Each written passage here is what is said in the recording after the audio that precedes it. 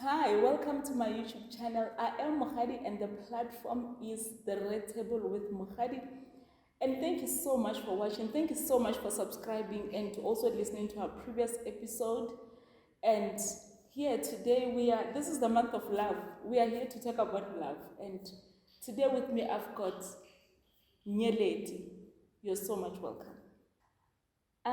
As I've just said that this is the month of love, we are here to talk about love.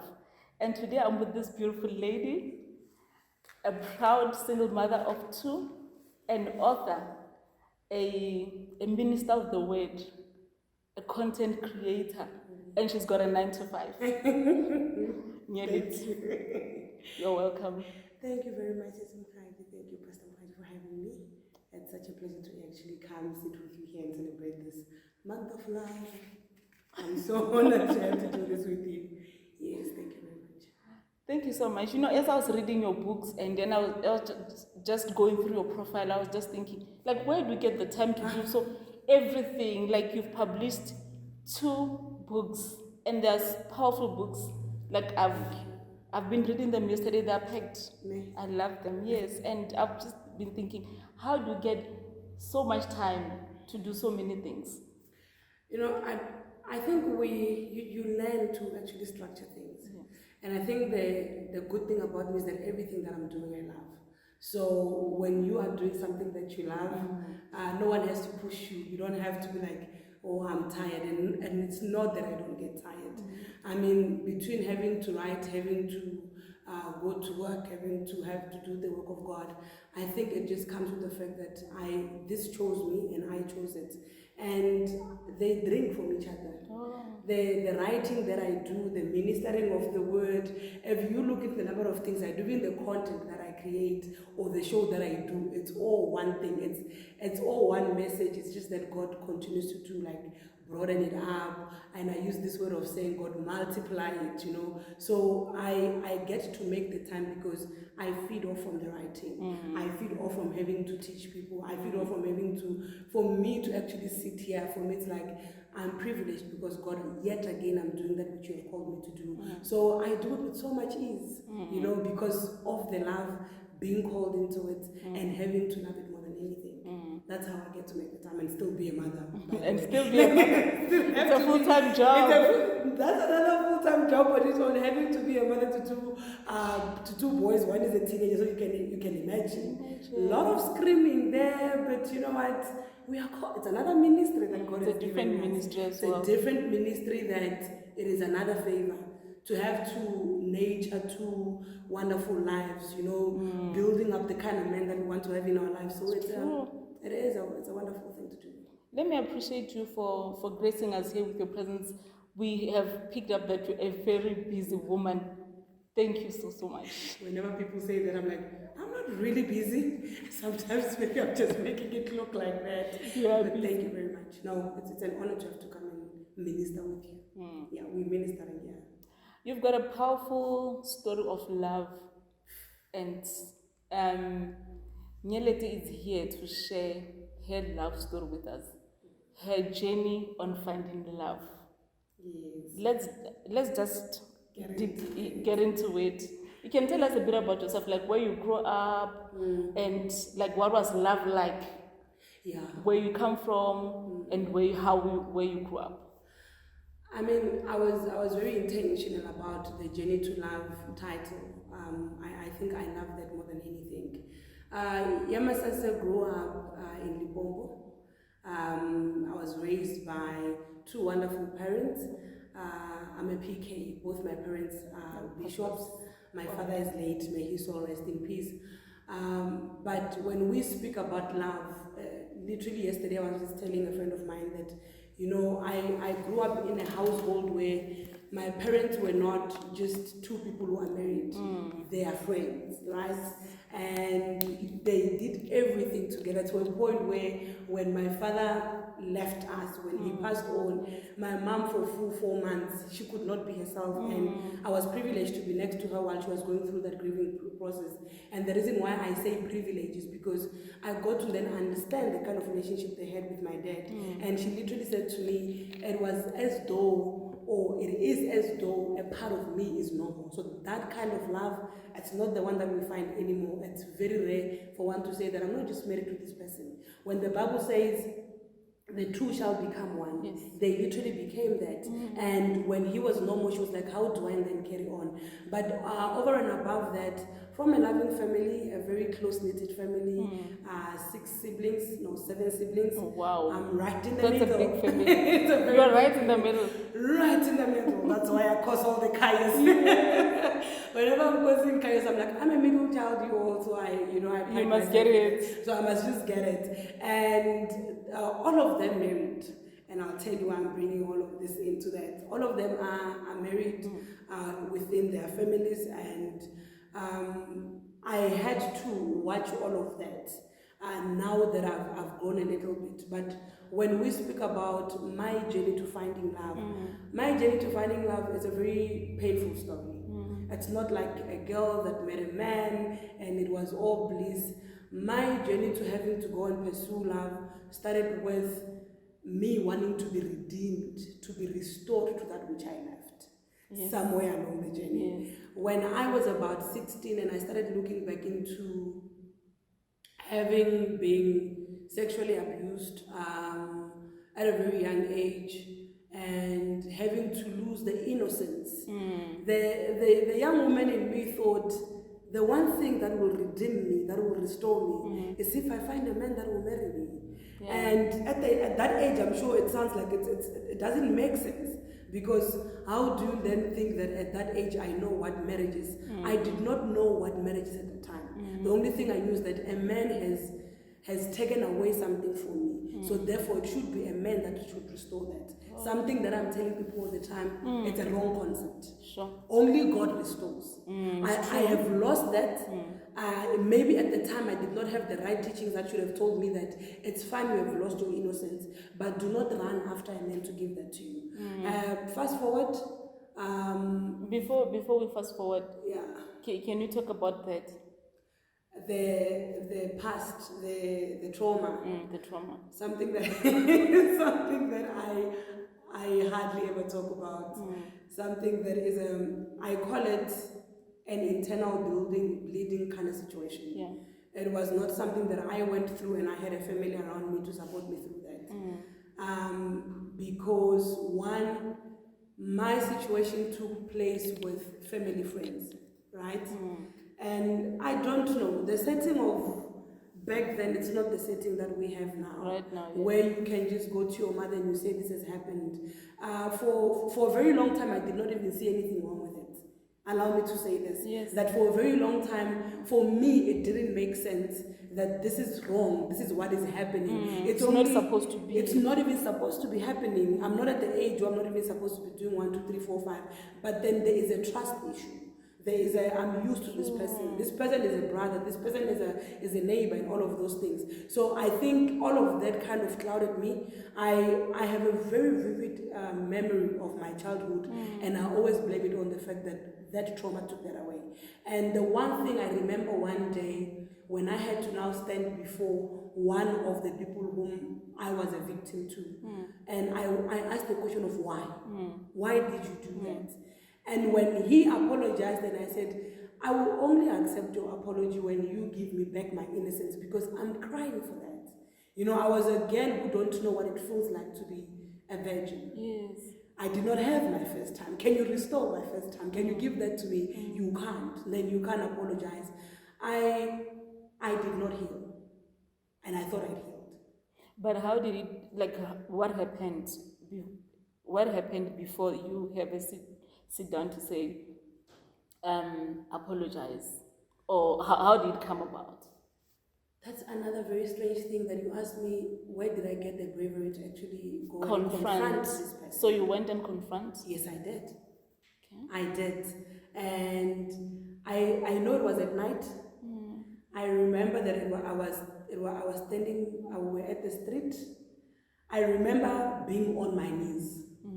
I don't know how it came about that today I'm going to speak to this person. I just have that picture of, at some point I was at my knees, and this is what I asked him, and when he could not restore that, even to this day, the other one passed on, The other one is still alive, but still to this day, when you mention this person's name around me, I get very unsettled. It's a sensitive one. Like I said, it's close family friends. So it's still sensitive. It's something that for me was like, you know what, it has happened. It's fine. I just want to move on with it. My sister is a tennis of just asked. One day she said to me, just confirm if it's this person. And I said, if I confirm, can you drop it? For me, it's one of those things that I said, now that I've had an opportunity to deal with, let's just move past it. And I started getting to heal only now, only now that I get to confront some of the things. And Were you alone when you confronted this person? Like, yes. Was everyone around? No, I was alone. I've fought that battle alone. It was never a battle of there's a mother, there's a sister, there's a brother. That bravery to just confront someone about something like that. With something like that. I've got some bravery in me, and I've always not been this vocal. But I guess maybe it was always hidden in me that you can actually speak for yourself. To stand up for yourself. To stand up for myself. To say, do recognize that you've wronged me. I think more than anything, I wanted him to just understand that which you did, you took away my power. You took away my strength. You took away my voice. And I trusted you. So I think more than anything, that's what I wanted. But I thank God we're here today. Did he apologize? He did. And how did it mean anything? No. It didn't mean anything? No. Up to this day? Up until to this day. It won't mean anything. One thing I've realized is that there are people who do things and they don't actually see that they're wrong. They are wrong in what they're doing. They don't understand the magnitude. The magnitude and the level. And that is why it's important for us now, when we're doing this life thing with our kids, whether it's a girl or it's a boy, it is very important for a child to understand that there is a consent issue. There is a yes, there is a no. You do not think that simply because there is no response or somebody is not fighting you. Internally, you need someone to acknowledge that what they've done is not right. And let's also talk about, you wrote a powerful book here. Let's talk about that causing a void within you. Yeah, it did. It caused a void that, and this is the thing about when I speak about the void. Sometimes you don't see it growing. Sometimes you don't even know that it's a void. Because initially when I was writing The Void, the title was The Void, the Need I Had. A person who has a void is a person who has a need. Is a person who has been longing for a certain thing for a very long time. Sometimes you get to a point where you start acting like it doesn't matter anymore. Yes, you've also said here that you start acting like it doesn't, yes. You buying face, because think about Hannah for an example. Yes, and she had to buy face. And be like, maybe people were like, maybe she's over it. Truth is, you never get over it. I'm not over the fact that I don't know how it is to be innocent. I am not over that. It's not something that I can get over. But it's something that now you start asking yourself, how do I better deal with it? For me, the void that I had, it left that thing of, I wanted my innocence. I can't get it back, right? And the void that I constantly had, which was created in this mess, was the fact that me at the back of my head, I'm thinking the one person that will redeem me is a man. So when I can't secure one, then it means there is this huge opening in me that someone needs to come in and get in here, because I'm hearing the noise of, you are not worthy of love. You are not beautiful enough. You are everything. All of that was a need that I had, that somebody needed to come and say, when I marry you, then maybe I certify that. And I need to make this very clear. It's not true in this instance. But let me backtrack a bit. What do you think it is the role of the church to deal with such trauma? Like, what is the role of the church? What can the church do to help people? What can the church do? It's what everyone else can do, to tell the truth. Yes, we may want to put the burden in the church, because the first question that we should be asking is that within a church, do you have people that you trust? Because it has to start with trust. Even if I was in a family where there's so much love and all of that, and it's a church. I mean, I grew up at church. Why was this not dealt with? Right? Why was the void not seen? It starts with, do you feel that there's someone that you trust, that you open up to? Because the only time, even with God, Pastor Mokgadi, let's tell the truth, even with God, you have to first speak to him about that which that bothers you, and then he comes to your rescue. So we cannot say, what is the church's role? The church's role starts with you finding that I can trust someone. I start speaking. And again, even in the church, it's not everyone that you can trust, and not everyone is anointed or has the ability to carry this kind of a pain, to deal with such things. True. We may have counselors, and we must be very careful about counselors which are in the church as well, because we need to make sure that we're not placing a person based on the fact that maybe they look like they can do it. We need to first understand that do they have the capacity to? Is there somebody who has trained this person to say, I can actually tell that there's a shift in this child's life? Because it starts there. Somebody needs to have paid attention and say, no man, this child is not normally like this. Why have you gone quiet? Even if you are an adult yourself, if you are married and you start going through trauma in your marriage, if there are people who are paying attention in the church, people who know that this worshiper, especially if you serve him, God does not even need to speak to them. Some things are not spiritual. You need to be present in the moment. And you start saying, I've observed something. And it should start with, I was just checking up on you. Even if they don't say anything. And then you constantly do that up until to a point where they say, maybe I can start speaking. So the role of the church will be played when there is no Yamasase who decided to die from the inside. When there is a safety landing, somebody saying, I see that I can speak to Pastor Mokgadi. She is warm enough for me to start saying things like, I'm going through 1, 2, 3, 4, 5. But can I also say something right there? Because there's also this thing that says, if you're a minister of the word, if you're a pastor, or if you're an overseer, general overseer, you should know your people. You should know your people must be able to approach you, and also you must be able to tell that one is not okay, without them reaching out to you to say, I'm not okay, because not everyone, out of all your children, not everyone is going to cry mama for attention. You understand? So I also believe that we need that in the church. For you need to be able to know your children, that this one is not okay, and this one is not going to come crying to me and saying something is wrong. I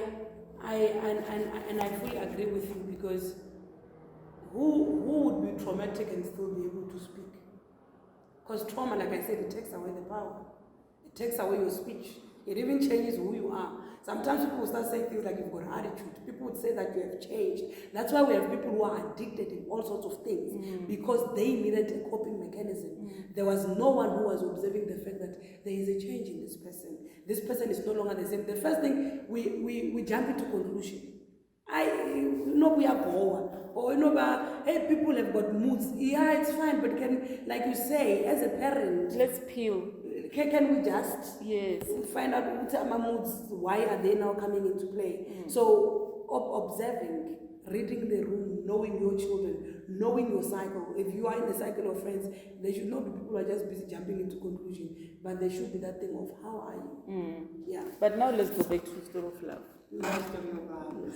My pursuit of love.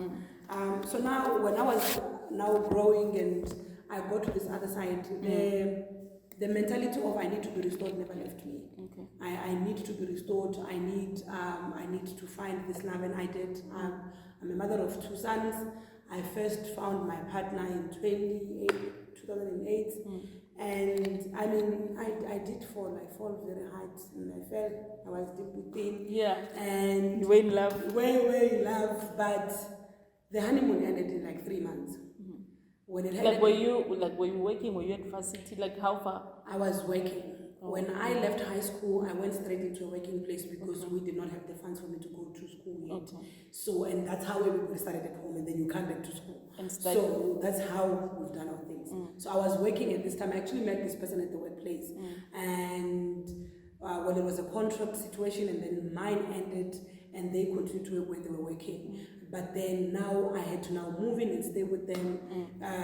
Within 3 months, the queen that I was, where I thought, finally I found that thing that I was talking about. You see, this person can actually restore me back into that thing. And I actually was vulnerable. Tell them that, you know, I went through this, for them to be gentle, for them to know that there are certain things that I want to know how to show up in, you know, because I'm a very wounded person. And they were like, look, I will get you worried about the first time that you worried about, I'll make sure that I create that for you. But like I'll be that bandage. I will be that bandage. Yes. You know, but the bandage turned out to be now the knife after you've bandaged to come and take away all of that. Sure. And 3 months, colors showed up. I remember the first beating I received. It was in December, towards my birthday, my 21st birthday. So at this point, you're staying together? At this point, yeah, it's a staying together, but it's not very permanent because I still have to explain the situation to the sisters on the other side. But most of my time I'm there. And I mean, you are now an adult. They're married, they're busy with their own life. They can't even see that you're not even at the place where you're supposed to be. Or where you're supposed to be staying. Where you're supposed to be staying. And 3 months into it, true colors showed. If I can't even tell you the reason of that beating because it was very stupid. But that's when I discovered that, okay, I have fallen into the hands of another monster. Allow me to say this. And it continued for years. It continued. I did not, no, don't just leave. Beaten, it was emotional abuse. It was, I allow me to say it was sexual abuse. It was verbal abuse in this situation. And then still I continued because remember, I've always been so scared to lose a man. If there's one thing I've always been so scared of is to lose this thing that I feel will come and redeem me. Yes. So my thing is, you stay. No one even told me that I must stay. No one was even, I didn't even tell anyone I'm being beaten. Not even a friend of mine knew that my partner was beating me up. I stayed nonetheless until some people picked it up at the later stage that one man one day opened the door, a friend of ours, a mutual friend of ours. So I had forgotten that we had just had a situation going on. So I was sold. That's how they found out that, oh, this guy beats this child up. And he would just bandage me and all of that. Until I had a child. Even when I was pregnant, he would beat me up. It was But what was the first beating? Like, what were you fighting about? I went out during the day. I came back. Wow, I can't believe I'm talking about this. I came back when he was at work. I went up. My sister had sent me to go get something for her. So when I come back, so he knew that I was out because he called and I was on the street. When he came back, where were you? And I told him. So now I happened on that particular day, I could not be intimate with him. Okay. So that raised a flag. So it means you were with another man. Wow. And then the first beating happened. He beat me up. I was like, did you just... So that's why I'm saying that's where the sexual abuse comes in now. It means now, because you're beating me up for this, then I need to give myself to you. And then that's what I did. Any other day it would be, there was a mark here, you know, it's just stupid thing. Why didn't you answer your phone? Things that would not even make sense of, and he was such a loving person. Sure. He was on the other side, he was such a good man. He was such a loving person because even after beating you up, you know, the ice would be from him first. And then we make sure that you are fine. And then we go with life. Sure. Until I got pregnant, and then my son was born. He was an absent father from even the time I was staying with him, with the child, he was an absent father. Up until obviously 2012. So you actually stayed together, you gave birth? When I was pregnant, by the way, he sent me to go give birth at home. Needed his space. Okay. And I was like, but I could not defend that. Went home, gave birth, came back. Continued the relationship. Continued to stay with him? Yeah. Beating and all. But I stayed. I don't want to lie. I stayed. No, and 100% I understand. But like, what is going on in your mind at the time? Like, you're thinking, this is the father of my baby. This man loves me. The ups and downs, like any other relationship. This man, he goes to work and comes back to spend time with me. He doesn't even go out to do anything with anyone. This man at 4:15, he knocks off at 4 o'clock. 4:15 is coming through the door. This man would go out, get drinks, and he'd come back and drink. I'm sitting there in the house. This man loves me. He gives me all the attention. The problem is he was also wounded. These were two wounded people. Okay. He had a very terrible past, which when I was there, me being me, I'm starting to give him like bits and pieces of maybe you need to attend counseling. So another thing that made it easy for me to stay, when he beats me up, we defended with, remember he had a very rough upbringing. So I must be there for him. I must support him. I must support him. But he can't support me. Until 2012, I didn't leave. When I said I didn't leave, he chased me out. I say this out all the time so proudly, so then some people understand the fear that we have of losing things that we're not even supposed to have. The fear I had then is the fear I still have in this day. Having to explain why a relationship ended is more like I'm explaining the trauma from the time I was 7 years. Like it brings out emotions in me that I should not even, like I fear that so much. But one day he just woke up and he says, you love me too much. This is what's name. You love me, you cook for me, you keep our house clean, you make this a home for me. But I just don't love you like a man should love a woman. And then packed up my bags, cried all the way from Joburg back to Pretoria. What does that mean? I don't love you. I love you, but not the way a man should love a woman. So he's actually saying that I'm not doing enough. Saying I've fallen out of love with you. I loved you at some point, but right now, I'm just seeing another girl in my house. And? Came back. Wounded. I had a friend that night, she welcomed me and she says, let's just go party. Yeah. You need to heal. When you heal, you're healed the wrong way. I healed that night the wrong way. Then a couple of days later, I came back to my senses. I need to start mourning this relationship. Yeah. Went into now mourning. it's kicking in. And I still love this person. And you have a baby with this man. I have a baby with this man. I'm thinking maybe after 3 months he'll call me and say, let's patch things up. And at some point he did. Went back a couple of days, but yeah, now that was worse because that's when suicide came in, attempted suicide came in. I tried to kill myself there because he would bring in women in with me in the house. After you went back? After I went back. After he apologized? After he apologized and said, I miss you, the house is no longer the same. You go back and this person would literally just go get his girlfriend. They come back and drink in the house you're sitting there. Or he would go for the whole weekend and all. It became so toxic. But still, I was still there for some reason. But I think after my second attempt in suicide, I was like, this man, he even beat me up for the fact that I tried to kill myself. Sure. No, this can't be. Then I went back, came back. I think it was another way of me processing it while I was still there. When I came back, buried myself in my studies. My sister took me back to school, and now we need to think about the child. I went back to work. When I went back to work, it was all good. I feel like I was at the better place because I had even made a choice that I'm going to be celibate. I'm okay. I don't want to do this thing anymore.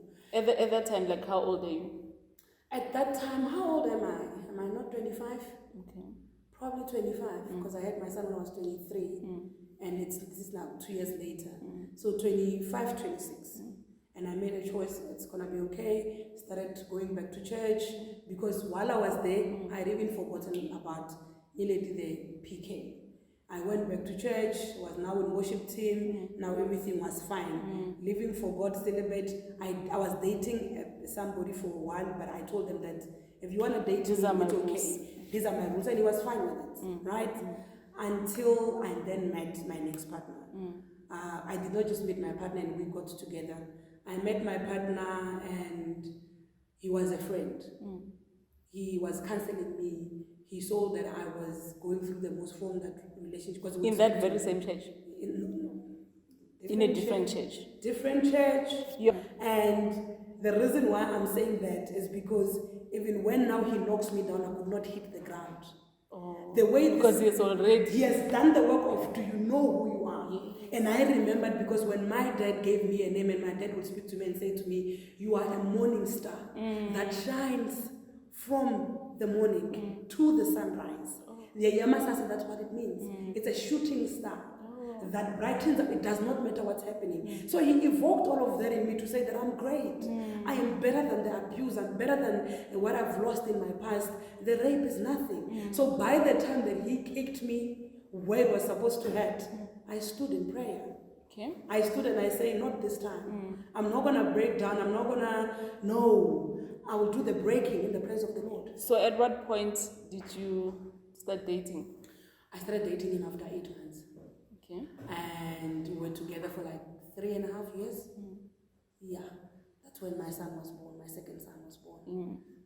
Your second boy? My second boy. He's now 9. We broke up when I was 2 weeks pregnant, when I broke up with my partner. What happened?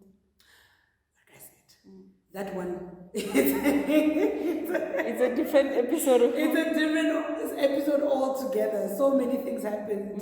But yeah, I think going back, the scripture that produced the void.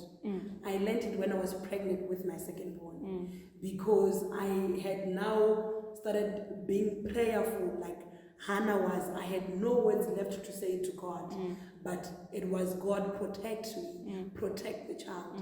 When I was pregnant with my son, his father had already cursed him and say, this is a curse. So I needed to make sure that a curse turns into a blessing. Oh my goodness. So you had to fight all of that. I needed to fight all of that. Like literally, my praying times, I would never miss them. I was there praying the same prayer all over again. I'm like, God, I'm detaching him from what this man has pronounced over my son. This child will live. That's when God said to me, this child's name, I did not name him. I had a different name altogether. And he says his name is Katekwe. Yeah, here we are. Sure. We are so much running out of time, my goodness. And then we are in it, and we are in it. Okay, now let's talk about the abuse in the hands of this man, who is a man of God, who took you through counseling, Bible study, and loving yourself again.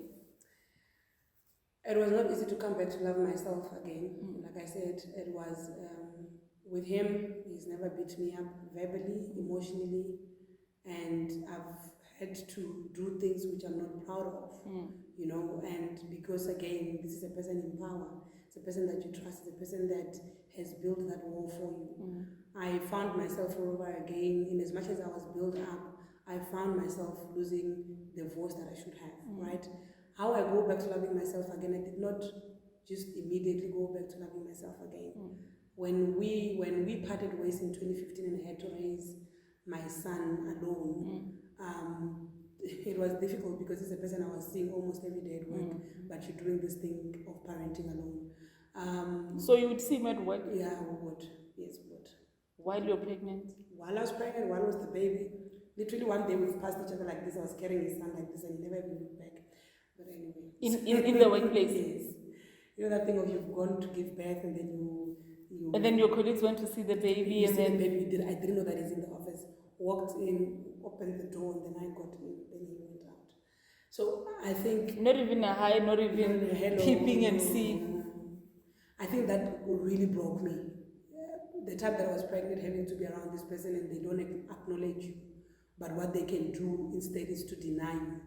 It kind of broke me. But I had to, like I said, I had to protect the child that I was carrying. My one concern more than anything was, this child has to leave. This child, I can't. Must not be a case, like you said. It cannot be a case, like he said.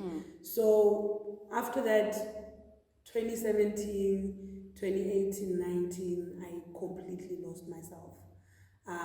People could not see it. I am very good at hiding me, myself, when things are not going right.